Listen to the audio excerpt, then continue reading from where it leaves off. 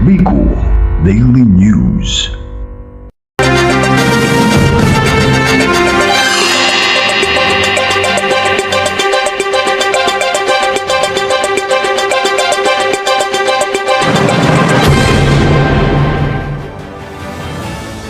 Magandang araw Pilipinas, magandang araw Bicol. Ito ang Bicol Daily News, nagbabaga ang lahat dahil sa balita. Kami ay maghahatid ng impormasyong tapat at walang pinoprotektahan, tanging serbisyo lamang. Ako si Rose Exiha. At ako naman si Jessica Peñaflor. Bago at pagkatapos ng eleksyon sa taong 2022, ay nanatili pa rin ang pagtindig ng mga supporters nila ni Robredo sa Albay at Naga City. Mga armadong lalaki na sospek sa pangaharas sa Sorsogon na timbog sa checkpoint operation. Panalo si Presidential Candidate Bongbong Marcos sa Kataigan, Masbate, Bicol. Isang VCM ang nagmalfunction sa San Vicente Elementary School sa Camarines Sur. Ilang presidente ang hindi nakaboto sa Peñafrancia, Daraga, Albay. Mga nagmaging kandidato sa iba't ibang probinsya ng Bicol, idiniklara na.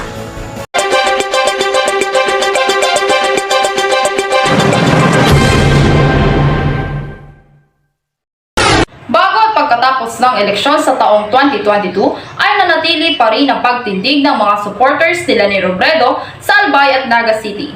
Yan ang balitang hatid ni Rona Bersola. Hindi pa man pumapatak ang araw ng eleksyon ay nagdulot na ng malawakang trapiko sa lungsod ng Naga, Camarines Sur na nasa mahigit 306,000 attendees. Ayon sa Incident Management Team or IMT sa Naga, umabot ito ng 306,000 supporters ang dumalo ng Lenny Kiko Rally sa Magsaysay Avenue. Kaugnay nito, kabilang din sa dumalo ang mga senatorial slate ng Lenny Kiko tandem ng Tropang Angat. Ilang mga celebrities din at mga local artists ang dumalo sa nasabing rally upang ipakita ang kanilang suporta. Samantala, ilang araw matapos lumabas ang partial and unofficial votes mula sa COMELEC, patuloy na nanindigan at nagkaisa ang supporters ni Leni Robredo sa pagprotesta sa Piñaranda Park, Old Albay, Legazpi City bandang alas 4 ng hapon. Ayon sa Facebook post ng isang netizen, hindi lumabas ang Robredo supporters dahil sa pagkatalo ng kanilang kandidato, bagkus upang mapakinggan ang kanilang mga katanungan. Malawak ang vote buying during campaign period, mga kasunod sa walang bahala, pagkalat ng fake news, pagkasira ng VCM at iba pang issue sa gitna ng eleksyon ang nais nilang mabigyang linaw.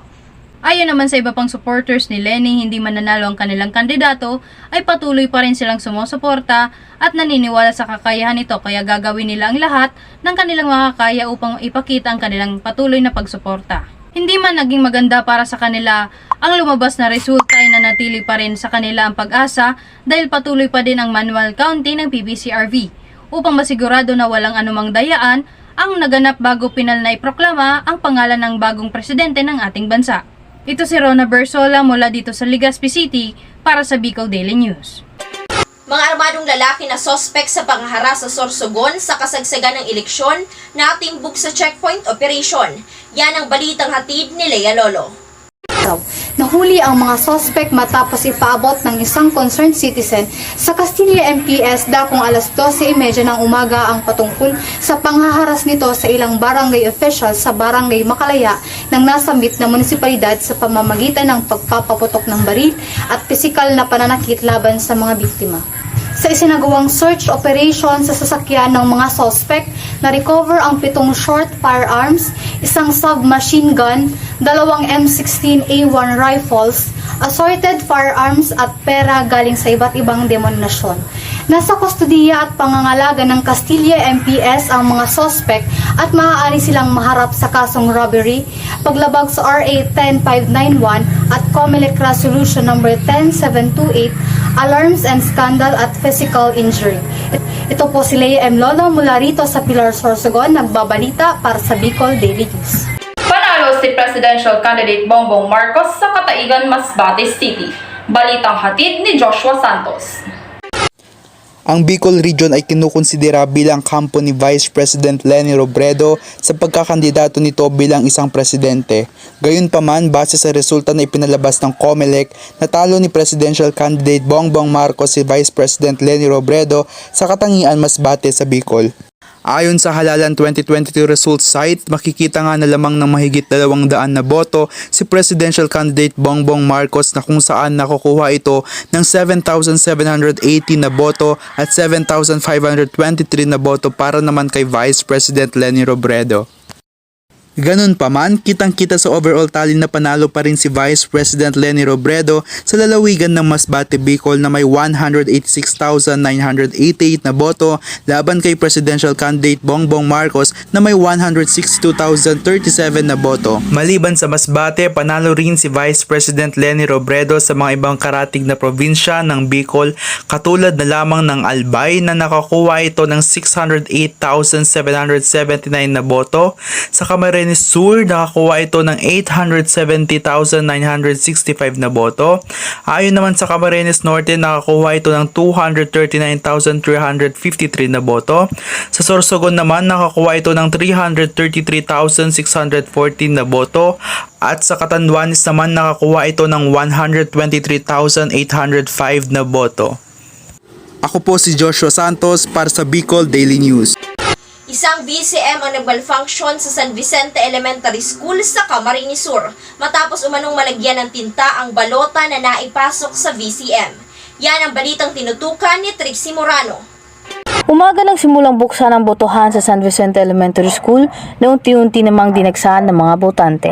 Naiulat din na isa sa mga VCM ang nag-malfunction matapos mapasukan ng balota na mayroong bugahan ng tinta. Ayon sa Electoral Board member, hindi naman sinasadyang mabugahan ng tinta ang nasabing balota ng botante. Ayon pa sa kanila, maaari daw na may naiwang tinta sa loob ng VCM kung kaya't nasira ito. Hindi na ito naayos na siya namang naging sanhi ng pagbagal ng proseso ng pagboto.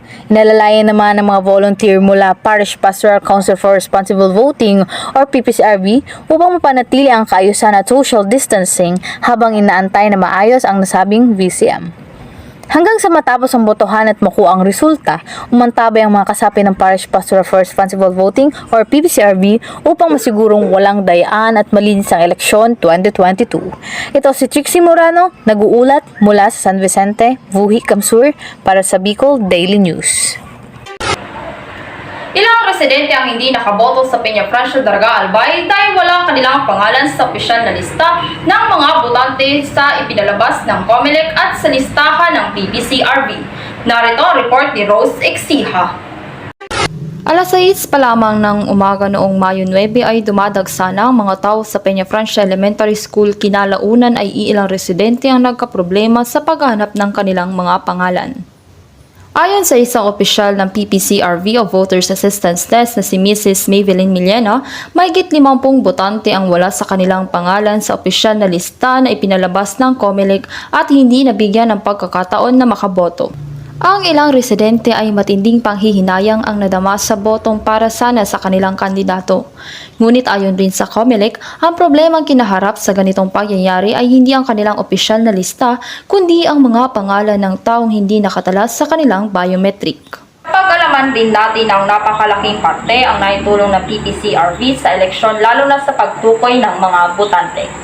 So, ako naman po bilang sarong assistance desk, pag dahil na ako ang sarong botante ang silang pangaran, duman sa board na pigpadurkot na pangaran sa board, nagrarani po sa ko, inahanap ko sa voters list na. Ito si Rosa Nixiha mula sa Daraga, Albay para sa Bicol Daily News. Senior citizens at PWD sa Bautista Elementary School binigyan ng wheelchairs habang nakapila para makaboto. Yan ang balitang hatid ni Genevieve Apit. Kasabay ng pagputok ng init ng araw ay ang pagdagsa ng mga botante sa Bautista Elementary School para bumoto ng kani-kanilang kandidato. Kaya naging malaking tulong ang pagbigay ng wheelchair sa mga senior citizen at person with disabilities at upuan naman sa mga ordinaryong botante habang nasa pila para hindi ito gaanong mapagod at mapanatili ang social distancing at ang kaayusan bago mabigyan ng oportunidad ang bawat botante na makaboto ngayong halalan 2022. Samantala, bandang alas 7 ng gabi, bago mag-cut off ang oras ng botohan, ay tahimik na nakapagboto ang mga botante sa nasabing lugar. Si Genevieve Apit mula rito sa Bautista, Villar, Albay para sa Bicol Daily News. Mahigpit na ipinapatupad ang mga health protocols sa polling centers sa Camarines Sur ngayong eleksyon 2022. Yan ang balitang hatid ni Jessica Peñaflor. Pag-check ng temperatura, pagsuot ng face mask, hand sanitation at social distancing ay ilan lamang sa mga health protocols na mahigpit na ipinatupad ng San Vicente Elementary School sa Camarines Sur. At dahil eleksyon ito sa gitna ng pandemya, sinigurado ng mga Board of Election Inspectors or BEI at DOH personnels na nasusunod ito simula sa pagpasok hanggang sa paglabas ng botante sa polling centers. Sa entrance, isa sa ilalim muna ang mga botante sa temperature check. Kung normal ang temperatura, pwede nang dumiretso sa iyong polling precinct. Pero kung nasa 37.5 degree pataas ang iyong temperatura ay dadalhin ka muna dito sa isolation polling place. Pero pwede ka nang pumirma ng waiver na subject sa approval ng DepEd Supervising Officer para dadalhin nila dito ang iyong balota at dito ka na rin boboto. Ngunit bandang 1:00 ng hapon ay hindi pa din nagagamit ang isolation polling place na ito.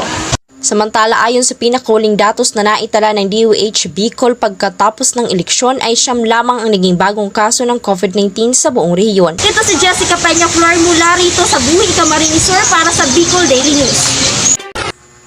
Mga nagwaging kandidato sa iba't ibang probinsya ng Bicol, opisyal nang iprinoklama. Yan ang balitang hatid ni Ana May Malate.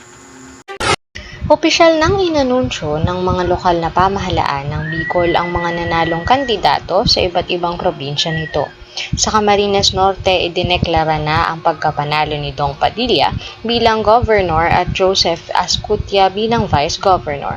Sa Camarines Sur naman, wagi si Luigi L.R.V. Villafuerte sa pagkagobernador at si Sal Fortuno Jr. bilang vice governor.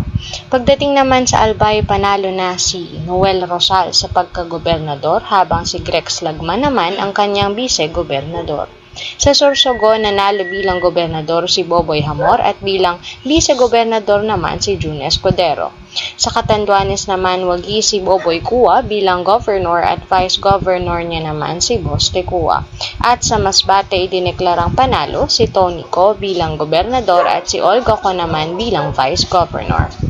Ito si Ana Malate, nagbabalita para sa Bicol Daily News.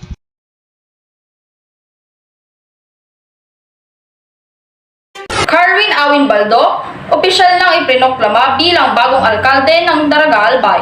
Yan ang balitang hatid ni Trisha Padua.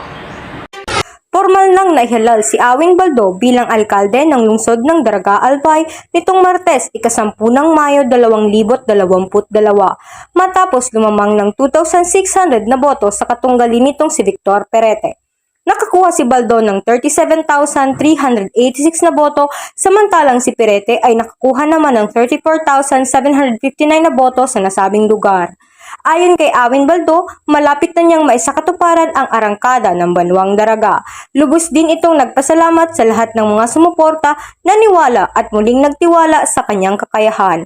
Ito si Trisha Ann Padua mula rito sa Daraga Albay para sa Bicol Daily News. At yan ang mga tinutukan at pinakanghuling balita sa election 2022 mula sa iba't ibang probinsya ng Riyong Bicol. Maraming salamat sa mga nagsubaybay at patuloy na magsusubaybay sa mga hatid naming balita. Ako si Rose Exiha. At ako naman si Jessica Peñaflor.